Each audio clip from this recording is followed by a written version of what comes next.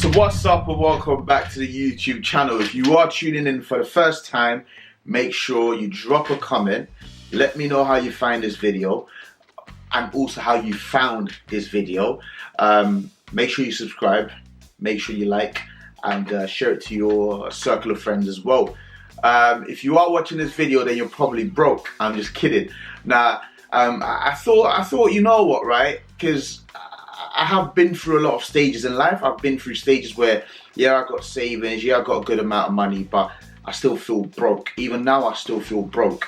In a sense, you know, because obviously, you know, I'm not exactly where I want to be, and you know, I'm still pushing for certain goals in life.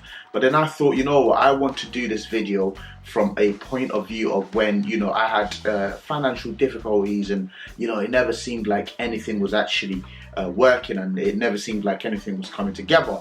And you still have that at every stage, except you know when you play at a higher level, you know, the numbers are different. This video will address the reasons as to why people stay stagnated for whatever reasons, and you know, essentially speaking, once I give you the 5 reasons as to why you're broke, then you can figure it out, and you could do the reverse, just reverse the journey and then basically avoid those 5 things. I'm not saying that this is exhaustive or this is an extensive list, but these are the main 5 things that come to mind when I think of, you know, someone being broke. Let's start by defining broke. What is broke? I'm sure you've probably seen, oh, broke versus poor. Poor is a mindset, broke is a circumstance, a situation. So broke for me is, you know, when you don't really have any savings, you don't really have any assets, and you know, you're very stagnated in terms of where you are in life. When it feels like you're on a hamster wheel, then for me that's broke. And sometimes all you need to do is tweak one aspect of it, and you could essentially speaking change your trajectory in life. So number 1, you're broke because you embrace the wrong habits. This might be watches, for example, or this might even be shopping. Let's say designer clothes. I'll be honest with you, I don't really wear much designer clothes. I mean, I buy a lot of trainers, but most of my trainers are like sports trainers and users and stuff. The reason being because I've realized it's not sustainable. It really isn't. I mean, even if, you know, you were doing 50 grand a month, for example, that's what, £500,000 a year. To keep up to date with every single season and these £2,000 jackets, and mate, you know, to have enough of it, to have, you know, a wardrobe of it, you know, will cost you, probably every season will cost you, what, around 20 to 50,000 pounds easily. Now let's scale it down a little bit now, right? Let's look at, you know, jackets that are like 700 pounds, 1,000 pounds, and so on and so forth. We have people on a normal salary-based job earning, let's say, £3,000 a month, and they're wearing these sorts of jackets. It's not sustainable. If you're spending 30 to 50% of one paycheck on this item that you would never get the money back for. So if this is you, then that's the answer. That's the number 1 reason why you're broke. That alongside, within this same point, peer pressure. So if you're one of those, like, you don't have a mind of your own, and you always, essentially speaking, you know, do what everyone else is doing, go to where everyone else is going, get drawn out because everyone else is being drawn out, then that is the number 1 reason why you're broke. Now on to point number 2, you have refused to start any businesses or make any worthy investments. That is the other reason why you're broke. There's a study, I was watching this video earlier on today, quite interesting, right? 96% of millennials, or millionaire millennials, are millionaires off either entrepreneurship or investment. So 96%, that's huge. The other percentage are off, you know, hand-me-downs, if you want to call it that, from, you know, wealthy parents and so on and so forth. But 96, so basically that tells you, if you're not starting businesses, and if you're not investing, whether it's property, whether it's the stock market, gold, whatever you want to invest in, you will be broke. You will stay stagnated, and you'll probably be stuck in a 9-to-5 for the near future. Like, you will stay stagnated. It's very rare that you can work your way, especially in the environment that we're in. I don't know, you know, who's watching this video. Whether you're young, whether you're from the BAME community, you know, it's very difficult working your way into the millions, right? That you're talking of, you know, senior roles to be able to earn that sort of income, and you know, it's often the case that you don't get those opportunities as well.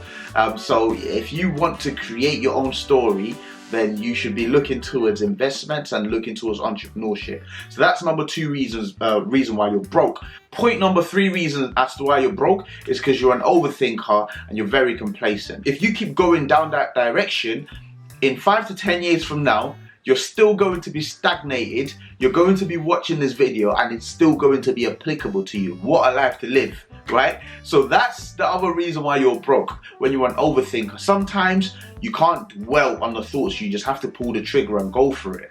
You know, I've had businesses where, you know, I've ended up in the term of that business, I've ended up making 100 grand, I've ended up making 50 grand, whatever the number is, right? And I wasn't too certain of that business, but I just, you know, took a leap of faith and I went for it. The most important thing is that, you know, you do some sort of due diligence, but you don't dwell on it to say, right, you can't get anything perfect. So if you keep waiting for perfection, it's never going to happen. All that's going to happen is you just staying in the same place that you're in, which is stagnated and broke. Watching this video back in 3 years and thinking, you know what, I should have done this. That person has now carried out the idea that I had in mind. Oh, that person has started a business I thought was going to work. Don't be that person. On to point number 4. This is quite a big one. This is huge for me, right? Because I see my friends fall victim of this. I've fallen victim myself. I've seen family members fall victim of it. But taking on financial responsibilities before you're actually ready to. And I'll give you examples of those, right? Number 1, let's talk about parents and actually your siblings, right? I give this analogy to people, right? If you're doing okay, it's okay to reach back and help every now and then, but you can't put that on you and you can't take that burden on yourself. The reason being, let's say this is the pit, right? Let's put this circle here as the pit, and let's say you've worked your way out of the pit, you're now in here. If you keep helping and you're not well grounded where you are, it's so easy to just, you know, fall back into the pit. So you want to get to a stage where you're well away from the pit, so that even if you're helping and, you know, you get to a bad position, you're nowhere near falling back into the pit. But unfortunately, us guys, I would say, right, maybe even girls as well, that come from families that may not be so grounded and so financially stable. Sometimes we take it upon ourselves to carry the family, to carry our parents, to carry a mum, which is commendable. But I think you've got to be tactical about it. Otherwise, then you put yourself in a position where, you know, you're back again on the hamster wheel. You know, you're in a rat race and you're not really moving anywhere. And sometimes there's a level of ruthlessness and there's a level of selfishness, or should I say, yeah, selfishness, I would say, that you need to have to be able to progress to the next stage. Within this point as well, that applies to you if you have a girlfriend, for example.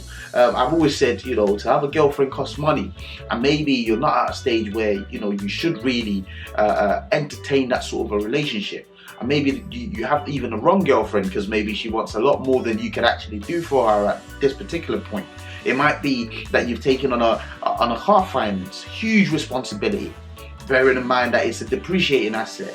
So again, you know, your financial decisions would make the difference as to whether you go on to become very successful or not. But that is for me, but that's probably one of the main reasons why people are broke. We take on financial responsibilities before we're actually ready to do that.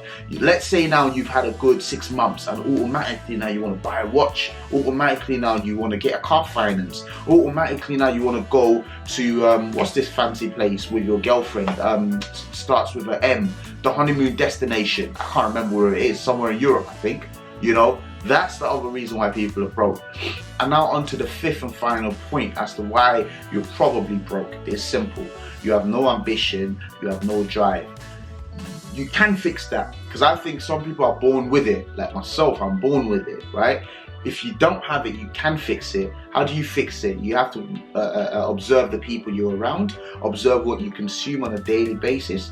Are you putting too much time on social media? Do you have the right people around you? Perhaps you need a mentor.